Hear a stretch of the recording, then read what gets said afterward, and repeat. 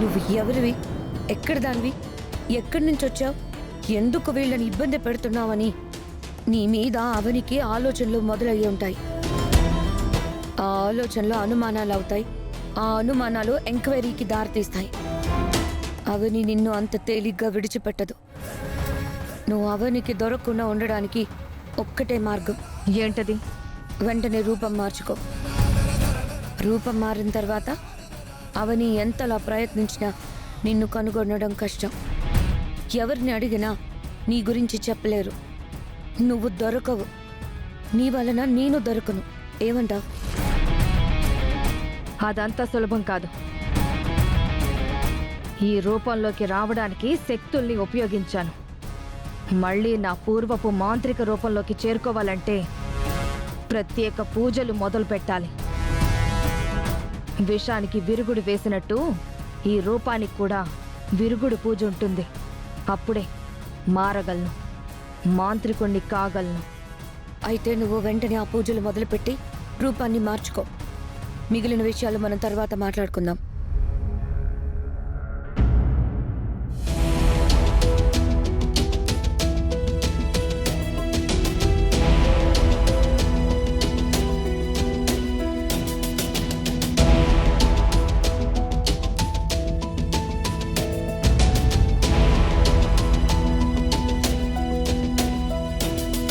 తాళపత్రాల్లో ఉన్న విధంగానే చివరికి నాన్నకు ప్రాణగండం ఆ అపరిచిత ఆడదాని వల్ల ఎదురైంది. ఫంక్షన్ వద్దని అమ్మతో ఎంత చెప్పినా వినలేదు. నేను భయపడినట్టే జరిగింది. అమ్మ నా మాట విని ఫంక్షన్ ని ఆపేస్తుంటే ఇంటికి ఎవరూ వచ్చిండేవారు కాదు. నాన్నకలా జరుగుండేదే కాదు. నాన్న నన్ను కాపాడబోయి తను ప్రాణాల మీదకి తెచ్చుకున్నాడు. నా రూపంలోనే నా తండ్రికి ప్రాణగండం ఎదురైనట్టయింది.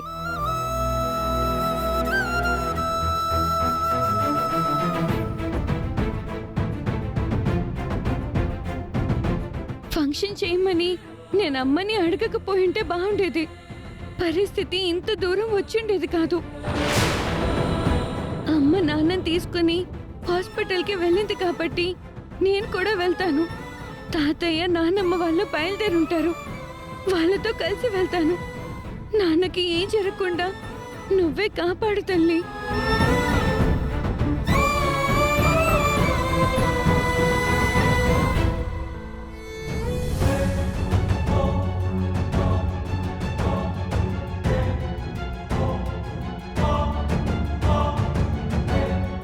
నర్స్, నా బావకి ఎలా ఉంది? ట్రీట్మెంట్ జరుగుతుందండి. నేను కూడా దగ్గర ఉంటానండి. ట్రీట్మెంట్ జరుగుతుండగా లోపలికి అలా అనుమతి ఉండదండి. కాసేపు వెయిట్ చేయండి.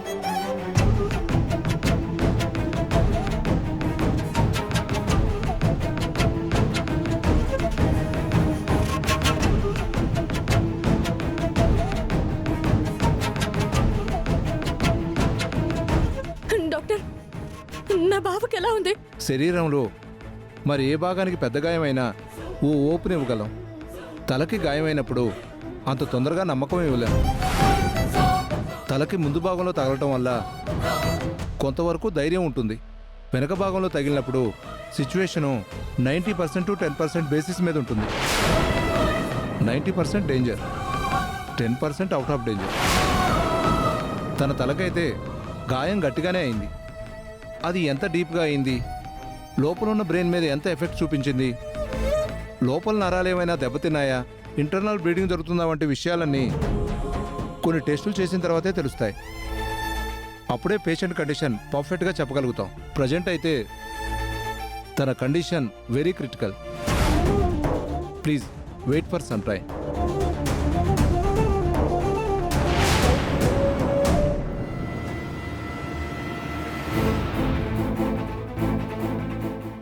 ఆటో ఆటో ముందుట్రా, ఇటా తొందరరా. నాన్న, ఈ పాటికి నువ్వు ఇంకా హాస్పిటల్ దగ్గర ఉండుంటావు అనుకున్నాను. ఇంకా వెళ్ళలేదా? మన మధ్య ఎన్ని గొడవలున్నా కూడా ఇటువంటి సమయంలో మనందరం కలిసి వెళ్ళాలని మీ గురించే వెయిట్ చేస్తున్నాను రా. అవని ఒక్కతే ఉంది, ఎంత కంగారు పడుతుందో ఏంటో. అమ్మా, మనం వెళ్తున్నాం కదా, బావ కూడా రావడం అవసరమా? అవసరం లేదు. నువ్వు ఇంటి దగ్గరే ఉండు పెద్దిరాజు. శ్రీకర్ అలాంటి పరిస్థితిలో ఉంటే రాకుండా ఎలా ఉంటాను? నేను కూడా వస్తాను. ఏం అవసరం లేదు రాజుగారు, ఇంటికి కాపలాగా ఉండండి చాలు. హాస్పిటల్ కా తాతయ్య? అవునమ్మా. నన్ను పిలవకుండా వెళ్ళిపోతున్నారేంటి? నేను కూడా వస్తాను. నాన్నకి ఎలా ఉందోనని నాకు చాలా చాలా కంగారుగా ఉంది. నన్ను కూడా తీసుకెళ్ళండి. సరే అమ్మా, వద్దు గాని. ఏం అవసరం లేదు. ఎవరే నీకు నాన్న? ఇంకొకసారి అలా పిలిచావంటే చంపలు వాయిస్తాను. ఫంక్షన్లో అందరి ముందు నీకు నాన్నగా నాయనమ్మగా ఉండడానికి మేము ఎంత ఇబ్బంది పడ్డామో తెలుసా? నాన్నంట నాన్న. నువ్వలా పిలవాల్సింది నా కొడుకుని కాదే, ఆ లాయర్ సత్యగాణ్ణి. వాడే కదా నీ జన్మకి కారణం. వాడి మీద మోజుతోనే కదా నీ తల్లి నా కొడుకుని మోసం చేసింది. అమ్మ గురించి తప్పుగా మాట్లాడకండి నానమ్మ.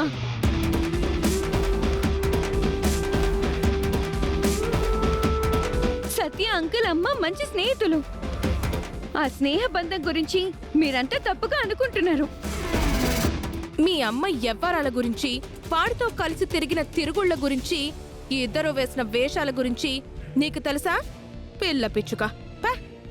నువ్వు చాలా గొప్పదానివే మరి. నువ్వు మా అమ్మ ననేంతటి దానివైపోయావా? ఏయ్, ఏంటే పెద్దమ్మని పట్టుకుని అన్నని మాట్లాడుతున్నావు? ఇది నీ తమ్ముడి కూతురే కానప్పుడు దీనికి నేను పెద్దమ్మని ఎలా అవుతాను? అవును కదా, నేనేదో ఫ్లోలో అలా అనేసాను. మేం అక్షయ్కు పెదనాన్న పెద్దమ్మలం అవుతామని మీ అంతట మీరు చెప్పుకునే రోజు ఖచ్చితంగా వస్తుంది. చూస్తూ ఉండండి. అంత లేదమ్మా. ఏయ్, నీ ఫంక్షన్కి రావడం వల్లనే నా కొడుకు అలా జరిగిందే. మేము రాము, మాకిష్టం లేదు అని మొహం మీద చెప్పినా డాక్యుమెంట్స్ మీద సంతకాలు పెడతానని ఆశ చూపి మమ్మల్ని రప్పించి మోసం చేసింది.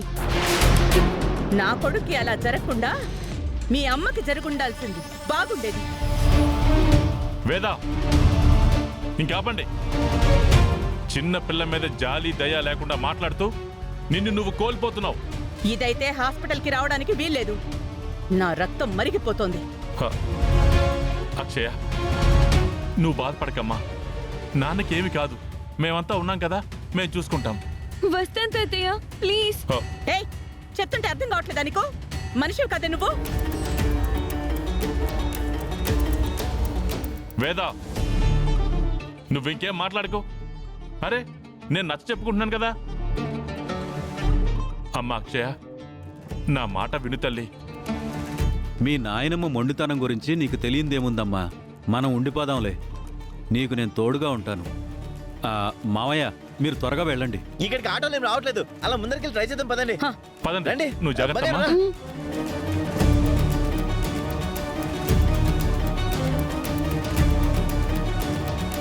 పదమ్మా, వెళ్దాం.